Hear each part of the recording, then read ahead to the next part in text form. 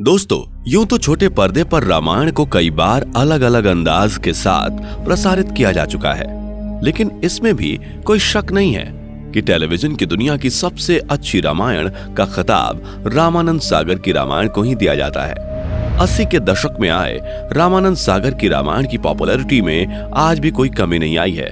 ऐसे में रामायण के उन किरदारों को सलूट करना तो बनता ही है जिन्होंने उस समय जब टेक्नोलॉजी इतनी डेवलप नहीं थी, ना तो एडवांस कैमरे थे और ना ही वीएफएक्स, फिर भी अपनी लगन और मेहनत से इतिहास रचने वाले सीरियल की रचना कर दी। तो दोस्तों, आज हम आपको रामायण से जुड़े कुछ अनसुने फैक्ट्स के बारे में बताएंगे जिन्हें सुनकर आपको काफी मजा आने वाला है। सो दोस्तों, वीडियो में अंत तक बने रहिएगा। दोस्तों, वो दौर था साल 1987 का, जब पहली बार दूरदर्शन पर देश का पहला धार्मिक सीरियल रामायण का सीधा प्रसारण हुआ।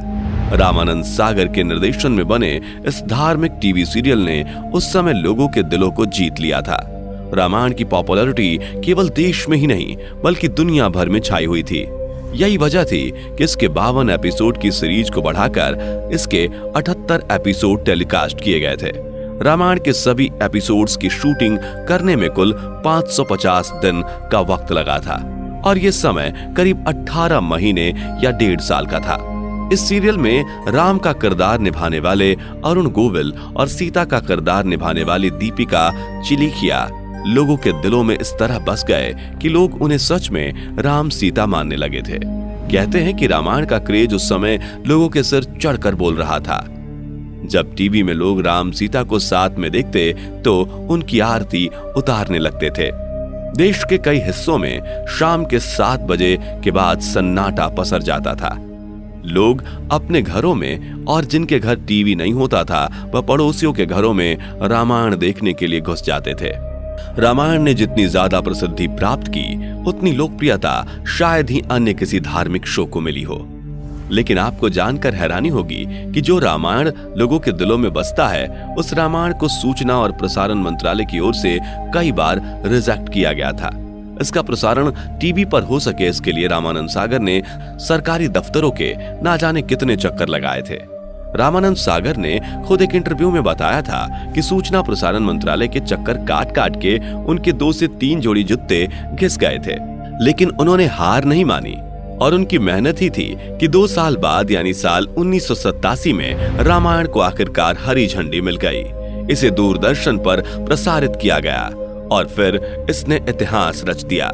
दोस्तों, अगर हम बात रामानंद सागर की सीरियल रामायण में राम का किरदार निभाने वाले अभिनेता अरुण गोविल की करें तो कुछ सालों पहले जब एक इंटरव्यू के दौरान अरुण गोविल से उनके राम के किरदार के बारे में पूछा गया तो उन्होंने जो बताया उसे सुनकर आप भी हैरान रह जाएंगे।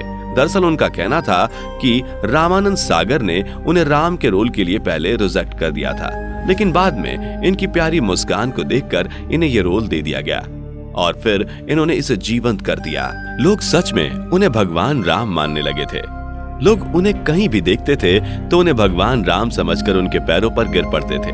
और दोस्तों, यह सिर्फ उस समय की बात नहीं है। हाल ही में कुछ दिन पहले सोशल मीडिया पर एक वीडियो काफी जमकर वायरल हुआ था जिसमें एक महिला आपको अरुण गोविल के पैरों पर नतमस्तक होती नजर आ रही है। दोस्तों, आप समझ सकते हैं अरुण गोविल ने अपने किरदार को कितने दमदार तरीके से निभाया है कि आज भी लोग उन्हें भगवान राम समझ रहे हैं। दोस्तों, यह तो बात हुई सीरियल में भगवान राम की।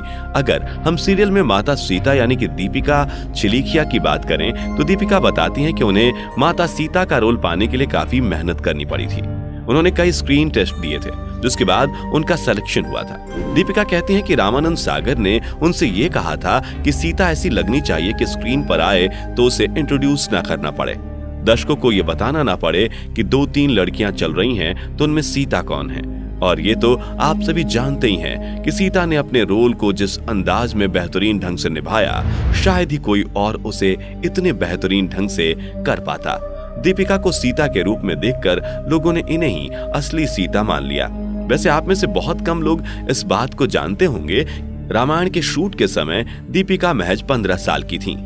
रामायण में केकई का रोल बहुत ही इंपॉर्टेंट माना जाता है क्योंकि केकई को ही भगवान राम के वनवास के लिए जिम्मेदार माना जाता है। बता दें कि सीरियल में केकई का रोल पद्मा खन्ना नाम की एक अभिनेत्री ने निभाया था। रामायण के एक सीन में जब केकई कोप भवन में जाती है तो वहां पर उन्हें रोता हुआ दिखाया जाता है। कहते हैं कि सीन को शूटिंग करते समय पद्मा खन्ना अपने रोल में इस कदर डूब चुकी थीं कि कट बोले जाने के बाद भी वो घंटों रोती रहीं। ये सीन इतना ज्यादा भावुक था कि उस समय सेट पर मौजूद सभी लोग भावुक हो गए थे। खुद रामानंद सागर की आंखों में भी उस समय आंसू आ गए थे। दोस्तों, रामायण की बात हो तो भला हनुमान जी को कैसे भूल सकते हैं। सीरियल में हनुमान का किरदार दारा सिंह जी ने निभाया था और उन्होंने इस रोल को जीवंत बना दिया था। लेकिन आपको जानकर हैरानी होगी कि जब रामानंद सागर ने दारा सिंह जी को हनुमान जी का रोल करने का ऑफर दिया तो उन्होंने इसे करने से मना कर दिया था और इसकी वजह थी उनकी उम्र। दरअसल उस समय दारा सिंह जी की उम्र 60 साल थी और अपनी उम्र को देखते हुए उन्हें लगा कि वह अपने किरदार के साथ इंसाफ नहीं कर पाएंगे, इसलिए उन्होंने इस रोल को करने से मना कर दिया था। लेकिन जब रामानंद सागर ने उनसे काफी रिक्वेस्ट की तो उन्होंने इस रोल के लिए हामी भर दी। कहते हैं कि दारा सिंह जी पर इस रोल का इतना प्रभाव पड़ा था कि उन्होंने सीरियल खत्म होने के बाद जीवन भर चिकन मटन न खाने की शपथ ले ली थी। दोस्तों, जैसा कि हमने पहले ही बताया कि उस समय टेक्नोलॉजी इतनी डेवलप नहीं थी, ना ही उस समय एडवांस्ड कैमरे और VFX थे। तो फिर ऐसे में रामायण की शूटिंग कैसे हुई, यह भी एक सोचने वाली बात है। जब रामानंद सागर के बेटे प्रेम सागर से इस बारे में पूछा गया तो उन्होंने खुद एक इंटरव्यू के दौरान बताया कि सीरियल में हनुमान का संजीवनी बूटी लाना, पुष्पक विमान का उड़ना जैसे स्पेशल इफेक्ट्स डालने के लिए वो हॉलीवुड गए थे। रामायण में जो स्पेशल इफेक्ट्स देखने को मिलते हैं उसके लिए हॉलीवुड प्रोड्यूसर किंग कॉन्ग से मदद ली गई थी। वहीं राम सेतु निर्माण वाला सीन को शूट करने के लिए वो अपनी टीम के साथ चेन्नई गए थे, जहां पर इस सीन को शूट किया गया था। वहीं हनुमान जी के उड़ने वाले सीन के लिए क्रोमा का इस्तेमाल किया गया था और फिर उस पर स्पेशल इफेक्ट्स डाले जाते थे। तो दोस्तों, ये थे रामायण से जुड़े कुछ अनसुने फैक्ट्स। इस वीडियो में फिलहाल इतना ही। वीडियो पसंद आई हो तो वीडियो को लाइक करें और इस तरह के और भी अमेजिंग एंड इंटरेस्टिंग वीडियोस देखते रहने के लिए चैनल को जरूर सब्सक्राइब कर लें। Thanks for watching.